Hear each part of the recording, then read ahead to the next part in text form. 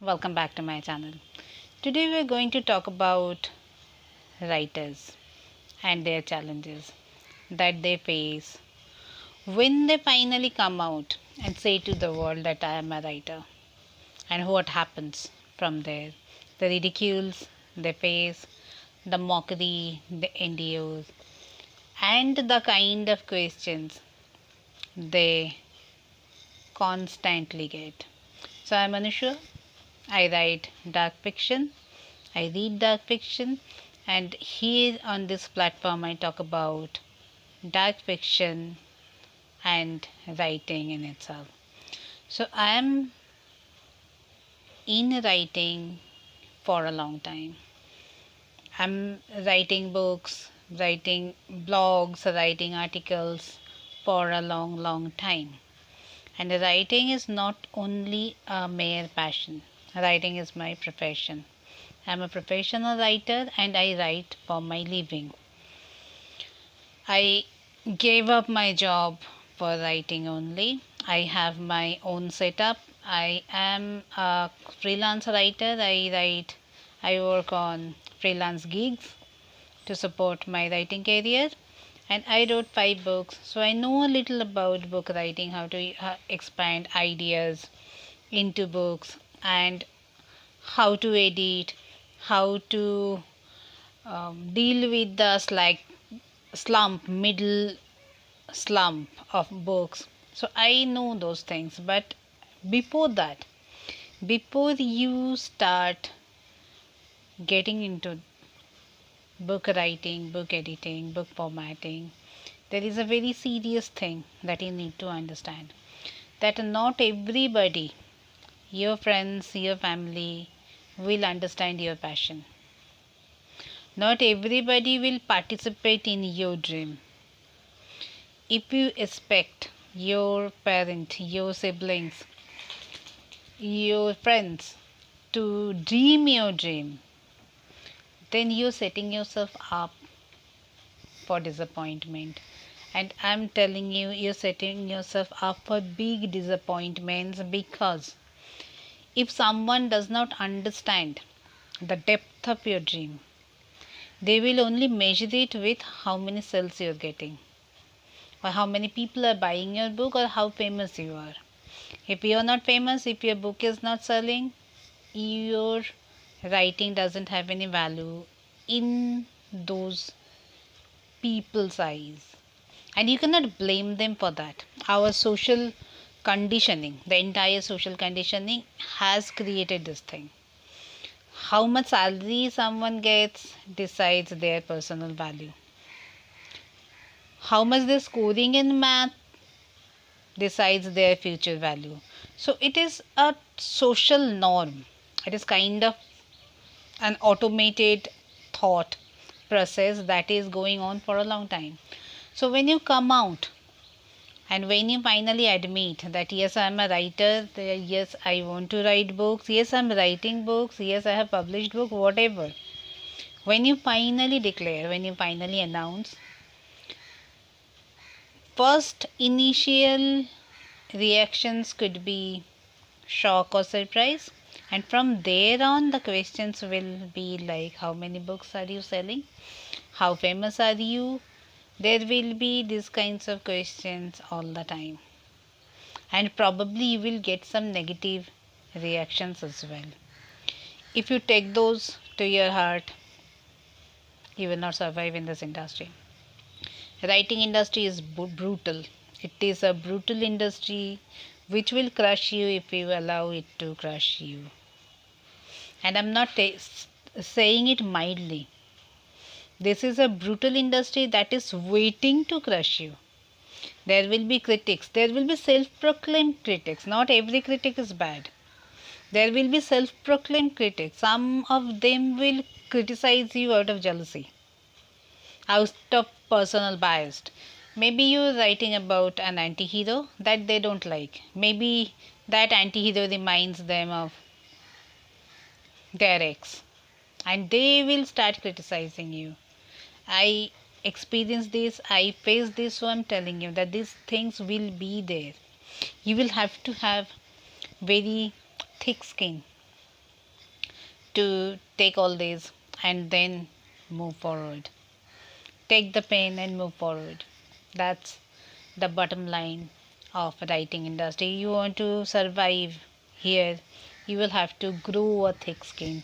You will have to understand that people who are not participating in your dream are not bad or are not cruel.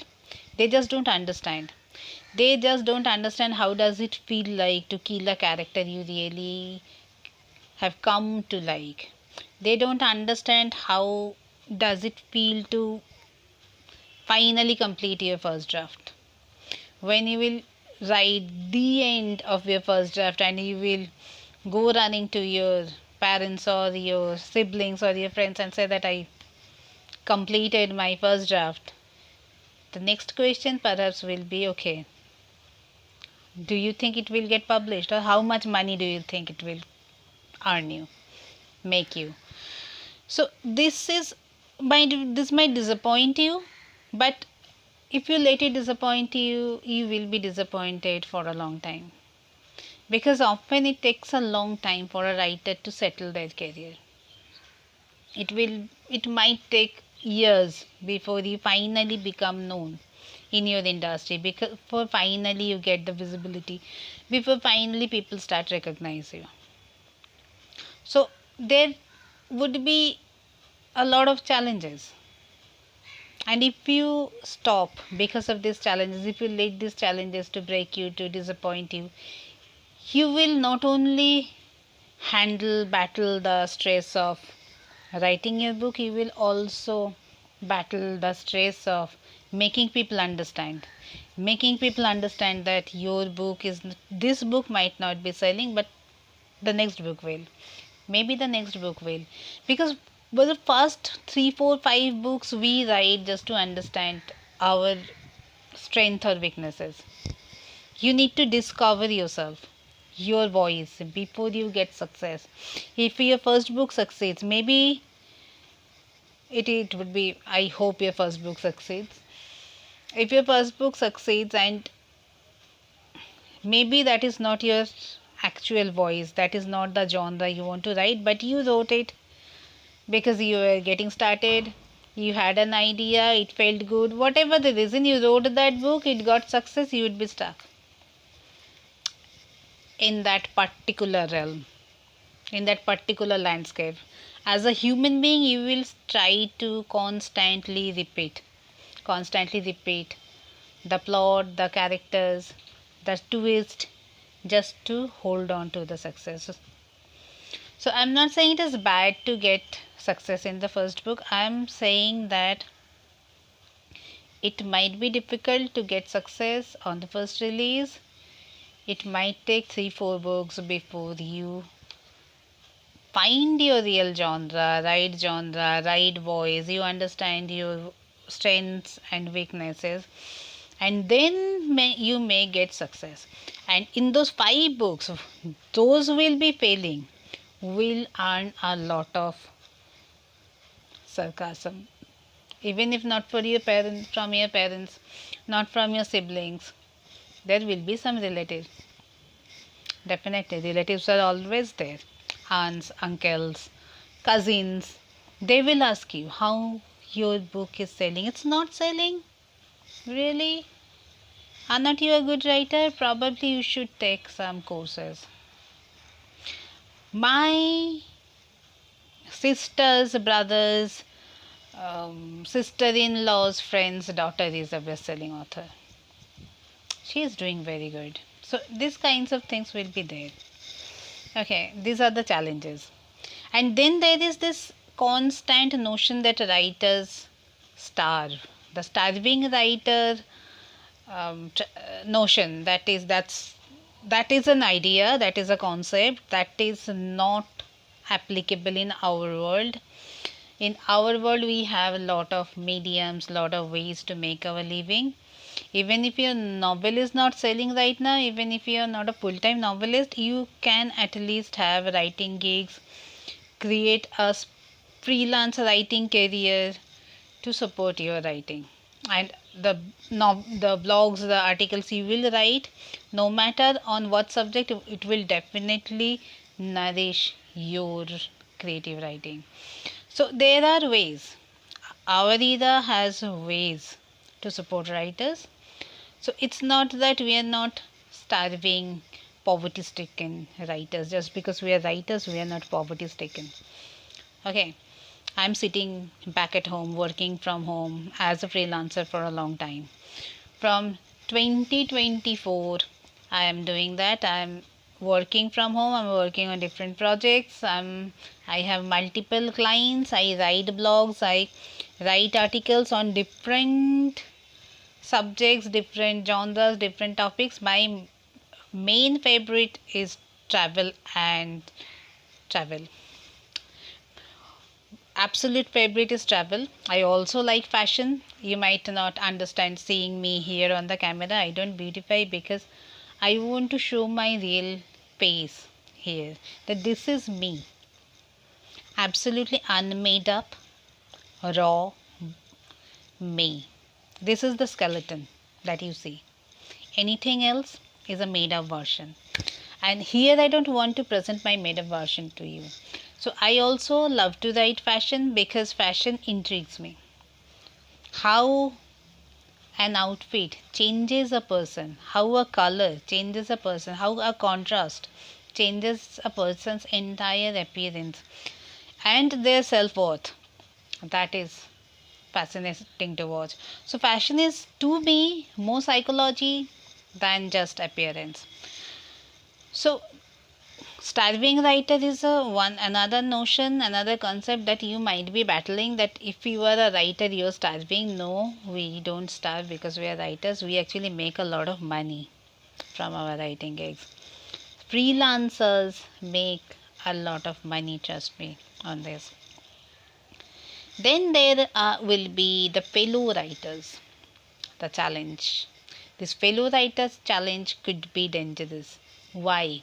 Because when we are getting started, we automatically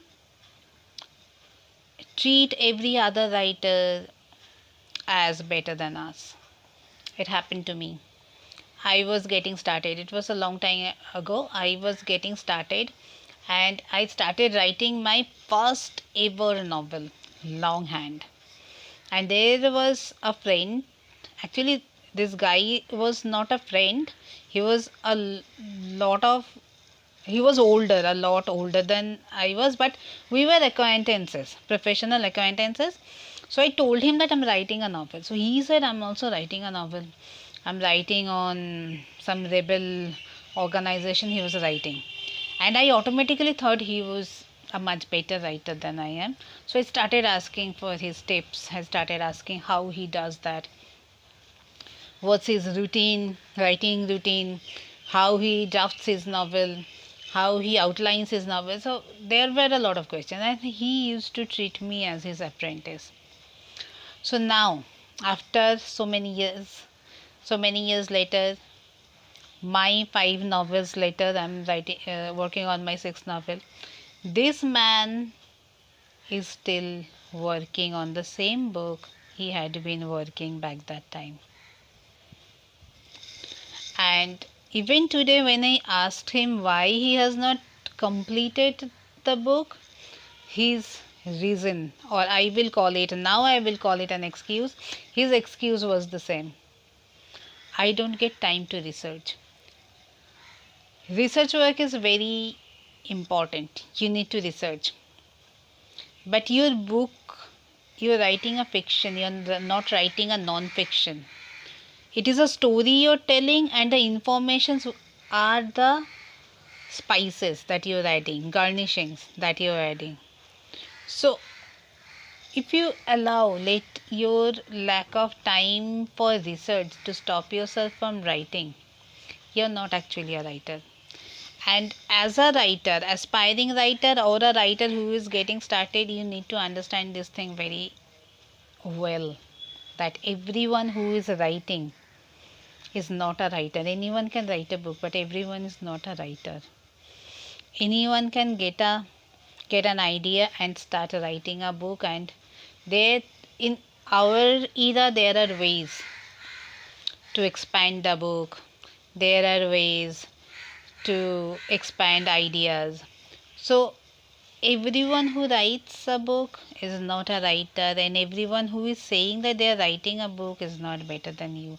You need to understand that. Also, there is another challenge which can be a career ending challenge if you allow it to grow, and that is writing arrogance. At some point, it will hit you that I write very well, that I don't have anything to learn from, that whatever the critics or the editors are saying are wrong. The moment you reach that point, you need to understand that your journey is ending. Either you will have to revive yourself, you will have to kill that person who is sitting inside and telling you that you have reached the point where you have nothing left to learn, or you will have to say goodbye to your writing career.